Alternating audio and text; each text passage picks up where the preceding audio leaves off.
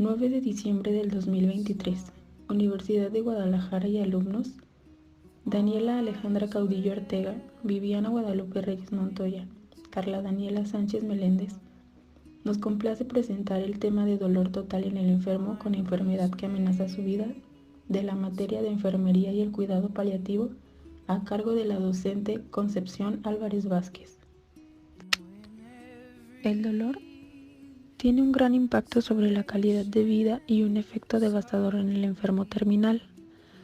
Aparece en un 40% de los pacientes en las etapas inicial e intermedias del cáncer y hasta en un 70 a 90% en la fase terminal, donde su severidad, persistencia y el grado de afectación puede hacer que se describa como dolor total. El dolor es una experiencia subjetiva emocional asociada con un daño tisular actual o potencial. El síndrome del dolor total es la expresión más intensa de su persistencia en una persona porque es capaz de convertirse en el centro de su vida, bloquear su relación con los demás y ser una amenaza seria para su existencia. Las expectativas del umbral del dolor pueden afectar su experiencia, su expresión y su adaptación a este mismo. Cuando el dolor no es aliviado, es capaz de que se convierta en el centro de la vida de un ser humano, porque contienen los siguientes elementos: físicos, daño tisular, compresión nerviosa, etc. Emocionales, depresión, insomnio, desfiguración, enfado y fatiga. Sociales, pérdida de la posición social, problemas económicos y, por último, espirituales, sensación de culpabilidad e inseguridad ante la muerte.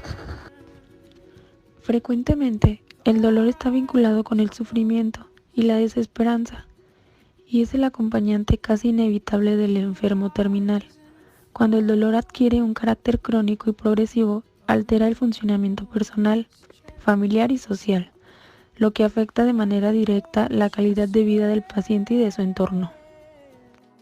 El dolor crea sufrimiento y su presencia actúa como un estresante permanente que recuerda al enfermo su condición y no solo le abruma por el sufrimiento inmediato que le causa, sino también por la sensación de amenaza e impotencia sobre su futuro, particularmente cuando se acerca el peor dolor o cuando el dolor señala a una inminencia de la muerte, de un daño orgánico grave o de una afección que pueda llevar a la invalidez.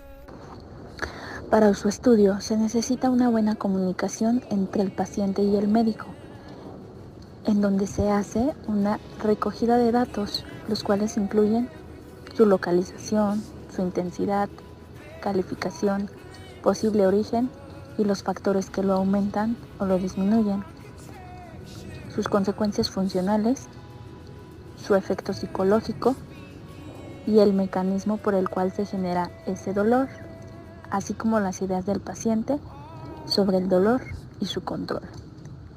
Se hace también un examen médico cuidadoso, localizando los sitios álgicos para proceder a su tratamiento.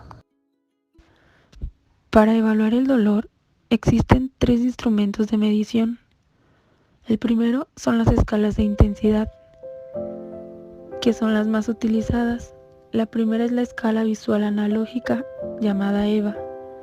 La segunda es la escala verbal categórica y la tercera es el termómetro del dolor. El segundo instrumento de medición son los cuestionarios que intentan captar la multidimensionalidad del dolor maligno, y el tercer instrumento es la valoración psicosocial.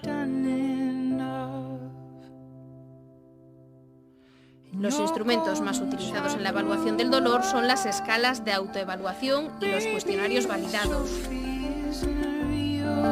¿Qué es la escala de evaluación? Una escala de autoevaluación es una escala de medida necesaria para poder cuantificar el dolor y, como su nombre indica, consiste en la evaluación del dolor por el mismo paciente. Los estudios demuestran que cualquiera que sea la escala utilizada, los resultados obtenidos son similares y es posible utilizar estas escalas y son fiables desde los 6 años de edad del paciente. La edad, el desarrollo cognitivo y los problemas de comunicación guiarán la elección, aunque también debemos tener en cuenta las preferencias del paciente. Es preciso emplear un instrumento que el paciente comprenda, que le guste y que sea un buen medio de comunicación. Un manejo integral al paciente en todos los aspectos que encierra el dolor total incluye el sufrimiento, implica que se hagan esfuerzos para que el personal clínico logre una mejor comunicación con los pacientes, lo cual exige una escucha activa que permita realizar un trabajo más humano y recuperar en el trabajo del personal clínico los aspectos subjetivos de la condición del paciente. Se trata de desarrollar un trabajo en donde el paciente sea visto como sujeto de derechos y no como un objeto de tratamiento. Según Saunders, no se puede morir curado, pero sí se puede morir sanado.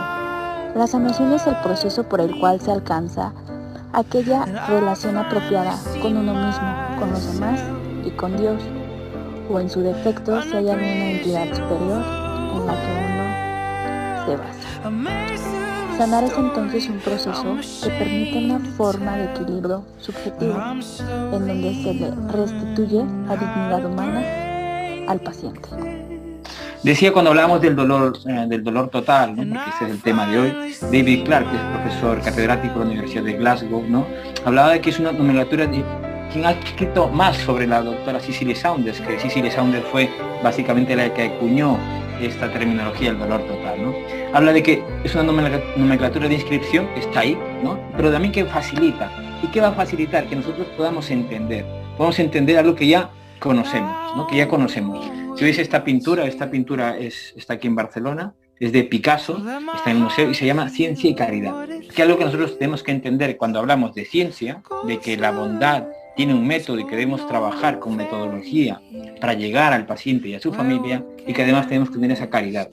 Los paliativistas somos más que buenas personas. Y hablar de dolor total no es hablarlo de manera general, sino hablar específica, y esto es lo que vamos a hablar ahora. Entonces, que ese paciente, luego os contaré, que ya conocéis todos, tienen esas dimensiones física, social, emocional y espiritual, ¿no? Entonces, pero que es fundamental que lo tengamos presente. Si no lo tenemos presente y nos sentamos delante del paciente a ver qué podemos encontrar, es como si un cirujano abriera la barriga de alguien y empezara a trabajarlo de manera indistinta sin saber qué está buscando. Nosotros tenemos que saber que toda persona en situación de enfermedad avanzada tiene estas dimensiones y que nosotros tenemos que ir a explorarlas. La medicina paliativa, los cuidados paliativos, o la medicina paliativa es una especialidad de pequeños detalles que serán fundamentales para que podamos trabajar. El objetivo de los cuidados paliativos es aliviar el sufrimiento de los pacientes y sus familias, mediante la evaluación integral y tratamiento de los síntomas físicos, psicosociales y espirituales que experimentan los pacientes. El objetivo final de la atención paliativa es mejorar la calidad de vida para el paciente y la familia independientemente del diagnóstico. Para conseguir una muerte con dignidad, se busca el mayor alivio del dolor total y de los otros síntomas molestos, que no puede apoyarse solo en los métodos médicos, sino en una asistencia continuada de carácter afable y desarrollada en un medio adecuado, que contribuya a escuchar y que controle o reduzca todos los fenómenos de aislamiento en los que van a encontrarse en este tipo de pacientes.